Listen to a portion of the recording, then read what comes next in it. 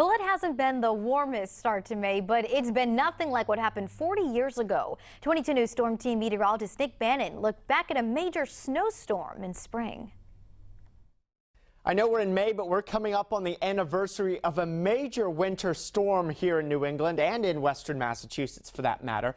This was the snowstorm of 1977. That was already a very tough winter for us and a lot of snow. This storm was May 9th through the 10th, and this is some of the snowfall reports from around the area.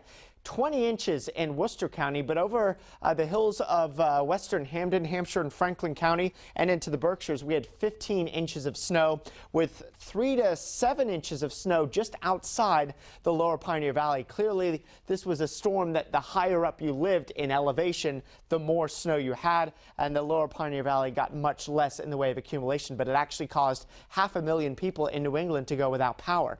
Now, snowfall is not horribly unusual in May, but on average, we usually only get about 1/10 of an inch of snow in the month of May in the lower Pioneer Valley. We actually had a few snowflakes earlier this morning even. We've got some video of that online right now at wwlp.com. I'm 22 News Storm Team meteorologist Nick Bannon.